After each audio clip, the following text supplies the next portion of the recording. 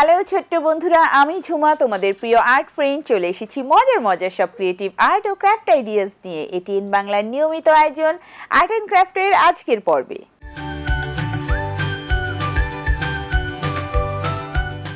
ছোট্ট বন্ধুরা, আজ আমাদের আর্ট অ্যান্ড ক্রাফট সেটে আমার সাথে আছে দুজন ছোট্ট বন্ধু, আদিত্রি এবং হামজা। হ্যালো। হ্যালো আপু, কেমন আছো তুমি? আমি ভালো আছি, তোমরা কেমন আছো? আমরাও ভালো আছি। চলো তবে আমরা অনুষ্ঠান শুরু করি। ঠিক আছে আপু।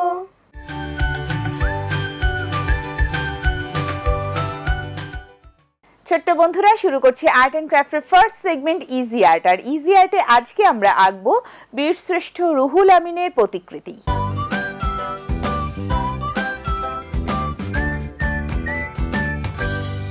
বীরশ্রেষ্ঠ মোহাম্মদ রুহুল আমিন কবে জন্মগ্রহণ করে জানো? 1935 সালে। হ্যাঁ, নোয়াখালী জেলায় একটি বর্ষণ মুখর সন্ধ্যায় তার জন্ম হয়। তার বাবার নাম আজহার পাটোয়ারি এবং মা জুলেখা খাতুন। তাই? চলো আমরা ছবি আঁকতে আঁকতে বীরশ্রেষ্ঠ রুহুল আমিন সম্পর্কে আরো অনেক কিছু জেনে নিব। ঠিক আছে আপু। আমরা শুরুতে হালকা করে একটু পেন্সিল দিয়ে এঁকে নিব। একটু লম্বাটে চেহারা, ব্যাক ব্রাশ করে চুল আঁচড়াতেন তিনি। এখানে আমরা কানের অংশটা করে নিচ্ছি। থুতনির কাছে একটু লম্বাটে হবে। চোখের লাইনগুলো দিয়ে নিব। ওপরের ঠোঁটগুলো তার ভীষণ চিকন।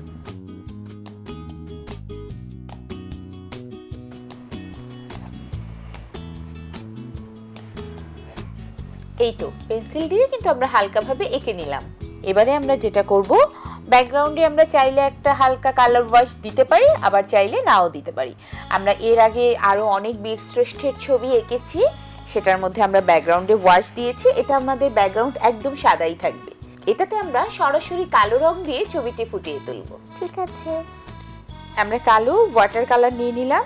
যেহেতু ওয়াটার কালার নিয়েছি তাই পানির পরিমাণটা একটু বেশি দিতে হবে। ভালো করে রংটাকে মিশিয়ে নিতে হবে। তোমরা কি জানো রুহুল আমিনের প্রাতিষ্ঠানিক শিক্ষা কোন স্কুল থেকে শুরু হয়? না আপু। তার গ্রামে বাগচাপড়া প্রাইমারি স্কুল থেকে তার প্রাতিষ্ঠানিক শিক্ষা শুরু হয়। তাই? এরপর কৃষক বাবার পরিবারে অর্থনৈতিক সহযোগিতার জন্য রুহুল আমিনকে জীবিকার সন্ধানে বেরোতে হয় এবং বীরশ্রেষ্ঠ রুহুল আমিন 1953 সালে জুনিয়র মেকানিক হিসেবে নৌবাহিনীতে যোগদান করেন। আচ্ছা। 1965 সালে তিনি মেকানিক্যাল কোর্সের জন্য নির্বাচিত হন এবং 1968 সালে তাকে চট্টগ্রামে বদলি করা হয়। ও। চুলের টেক্সচারগুলো আমরা দিয়ে নিচ্ছি। আমরা এবারে চোখের অংশটা এঁকে নিব। আদিত্রি, তুমি কি জানো তিনি বিএনএস পলাশে ইঞ্জিন রুম আর্টিফিসার ছিলেন? হ্যাঁ জানি। নাকের অংশটা আমরা এঁকে নিচ্ছি। থুতনির কাছে একটু ডার্ক দিয়ে দিচ্ছি। তার চিবুকের অংশটা একটু ভারী ছিল। পুরোটাই আমরা কালো রং দিয়ে এঁকে নিচ্ছি। বীরশ্রেষ্ঠ রুহুল আমিন 2 নং সেক্টরের আন্ডারে একাধিক সম্মুখ যুদ্ধে অংশগ্রহণ করেন। তাই? আমাদের কিন্তু এই বীরশ্রেষ্ঠদের জীবন সম্পর্কে না জানলে চলবে না। জি। আমাদের দেশের বীর সন্তান, বীর মুক্তিযোদ্ধাদের জীবন সম্পর্কে, মুক্তিযুদ্ধের ইতিহাস সম্পর্কে আমাদের বেশি বেশি জানতে হবে এবং আমাদের ছোট ভাই বোন আর বন্ধুদেরকে জানাতে হবে। অবশ্যই। আমরা শার্টের অংশটা করে নিচ্ছি।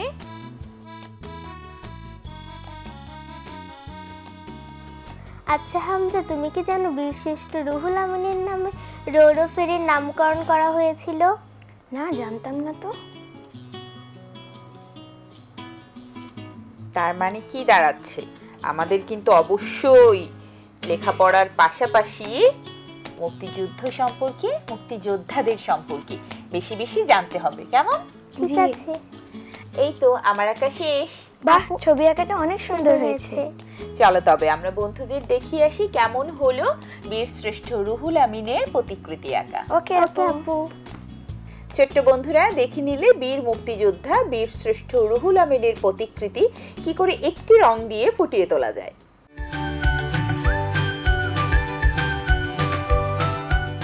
বন্ধুরা, আর্ট অ্যান্ড ক্রাফটের সেকেন্ড সেগমেন্ট ক্রিয়েট উইথ ফানে আজকে আমরা তৈরি করব মোরগের কার্ড।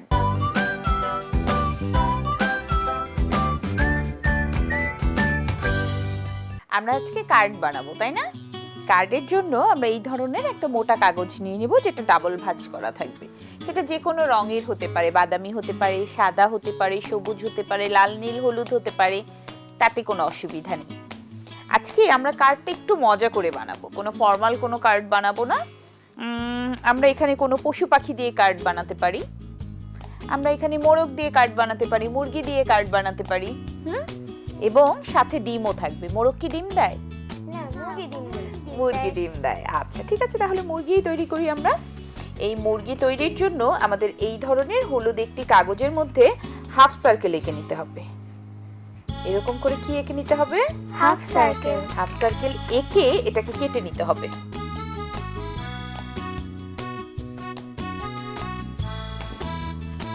হাফ সার্কেলটা কাটার পরে এরকম হবে, তাই না?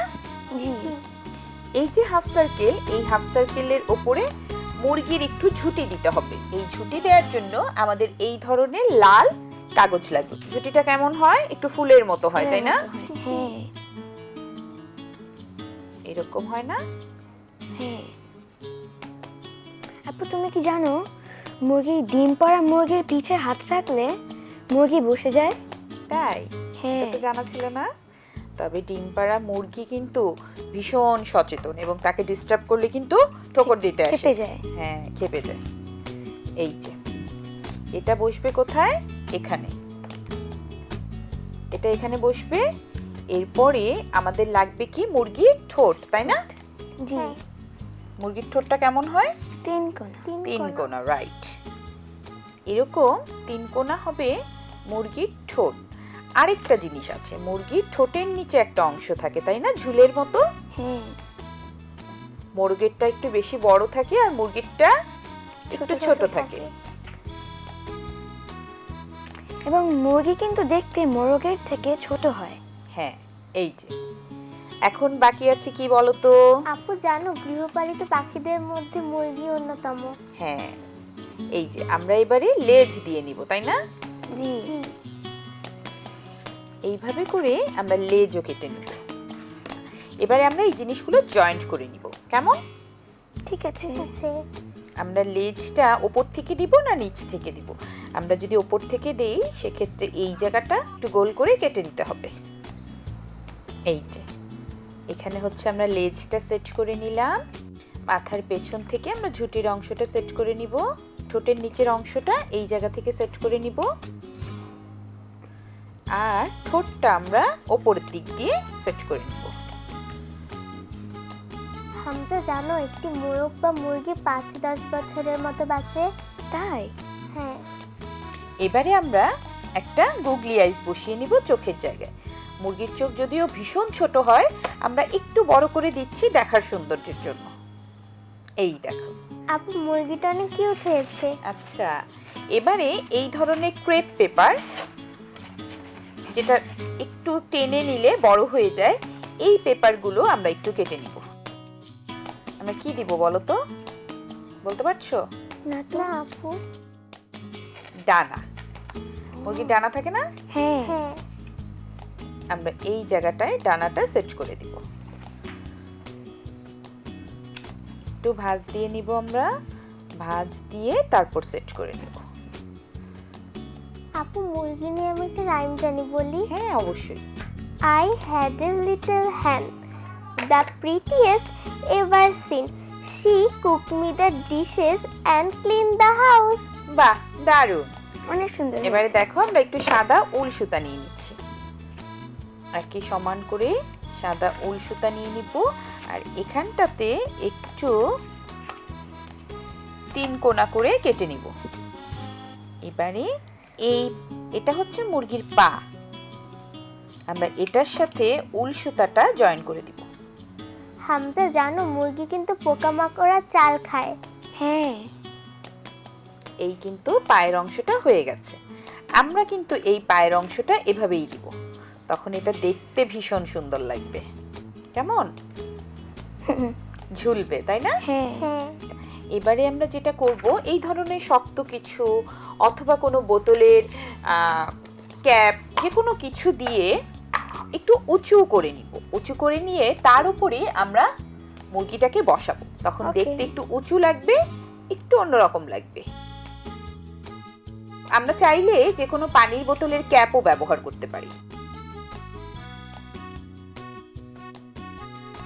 এই যে একটু উঁচু হয়ে গেল। এবারে এখানে আমরা মুরগিটাকে সেট করে নিব। কেমন? এবারে এই জায়গাগুলোতে আমি একটু গ্লু লাগিয়ে নিব।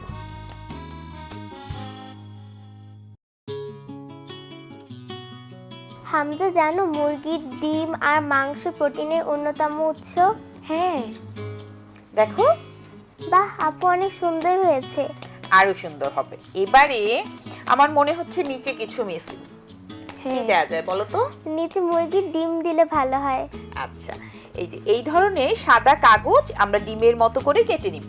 ঠিক আছে আপু। ডিম কিরকম হয়? একটু লম্বাটে হয় ওপর দিকে, নিচের অংশটা একটু গোল হয়। এই ধরনের ডিমের মতো অংশ আমরা কেটে নিব এবং এটাকে সেট করে নিব।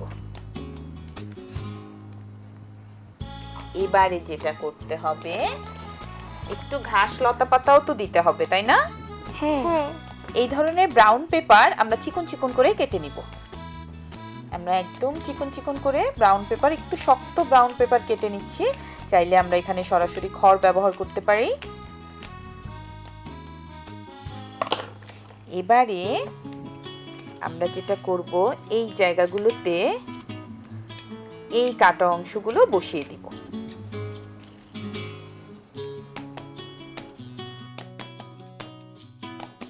আমরা একটু কালারফুল করার জন্য দুই একটা লালও বসিয়ে দিব।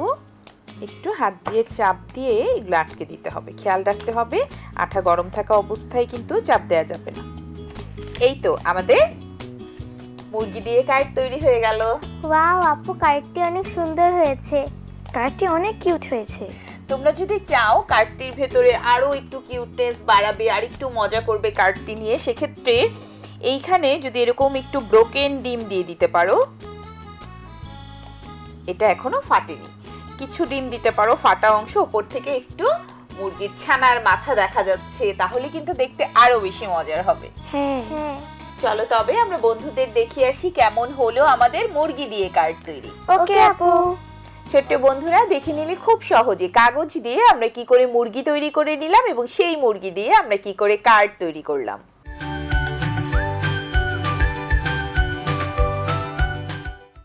বন্ধুরা, আর্ট অ্যান্ড ক্রাফটের থার্ড সেগমেন্ট দ্য আর্ট পায়োনিয়রে আজকে আমরা জেনে নিব শিল্পাচার্য জয়নুল আবেদিনের বিখ্যাত চিত্রকর্ম কাক চিত্র সম্পর্কে।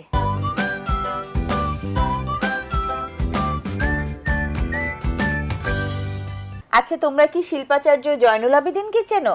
হ্যাঁ চিনি, তিনি দুর্ভিক্ষের ছবি এঁকেছেন। আর অনেক অনেক কাকেরও ছবি এঁকেছেন। শুধু তাই নয়, তিনি নানা ধরনের ছবি এঁকেছেন। 65 ফুট দীর্ঘ স্ক্রল চিত্র নবান্ন তিনি এঁকেছেন। তিনি এঁকেছেন বিদ্রোহ, মনপুরা 70, সাঁওতাল দম্পতি, নারী ও শিশু, ম্যাডোনা 43 সহ অনেক অনেক ছবি। তবে দুর্ভিক্ষ চিত্রমালার জন্য তিনি সবচাইতে বেশি খ্যাতি অর্জন করেছেন এবং জয়নুলের আঁকা কাক বিশ্বের অন্যান্য শিল্পীদের থেকে তাকে খুব সহজেই আলাদা করে। চলো আমরা জয়নুলের কাক সম্পর্কে জেনে আসি। ঠিক আছে আপু।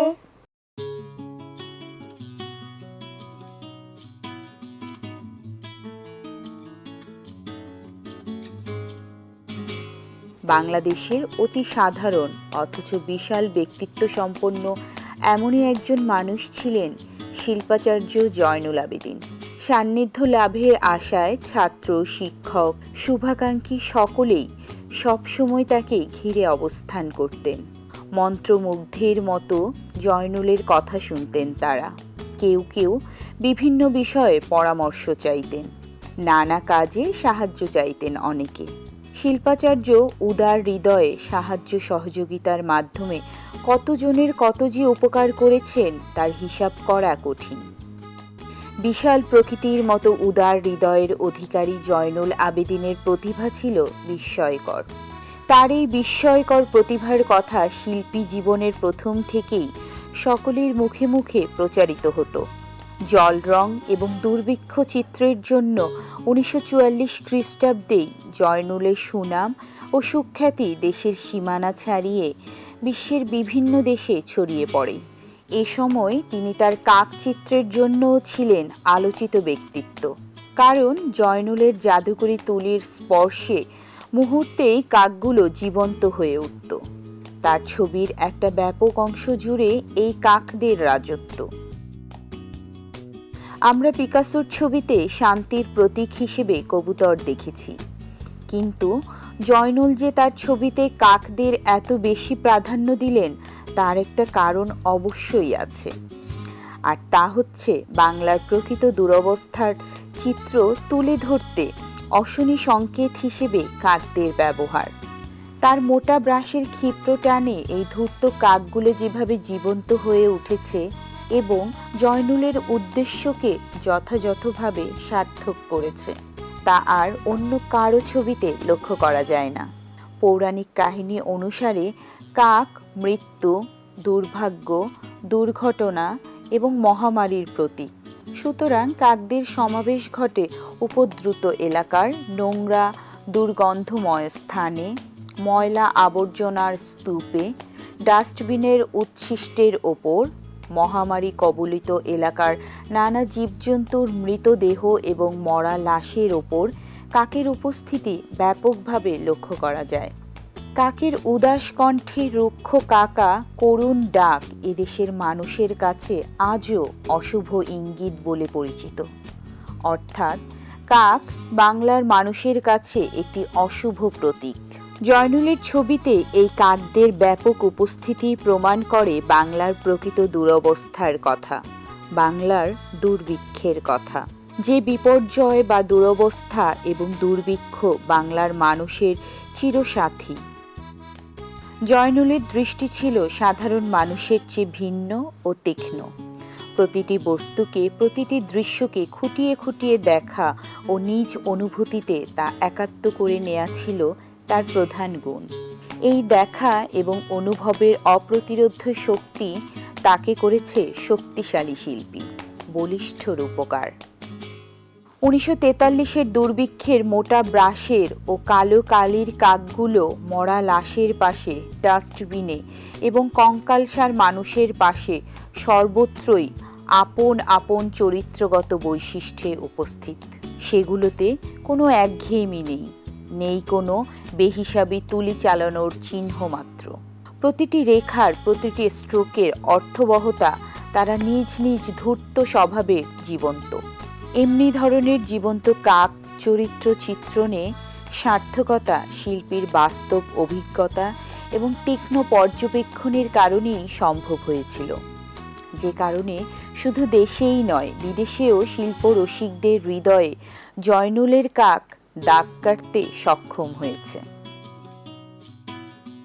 জয়নুল যেমন সার্থকভাবে কাকচিত্রের রূপারোপ করেছেন, তেমনটি ইতপূর্বে আর কোনো শিল্পীর দ্বারা সম্ভব হয়নি। সমালোচক এরিক নিউটনের এই স্পষ্ট মন্তব্য নিঃসন্দেহে অত্যন্ত গুরুত্বপূর্ণ। জয়নুলের সার্থক সৃষ্টি এই কাক বাংলার মানুষের মনে প্রবলভাবে রেখাপাত করেছে।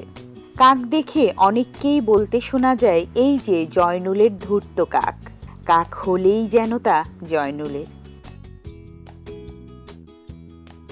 এমনিভাবে বাংলার কাক জয়নুলের সম্পদে পরিণত হয়েছে।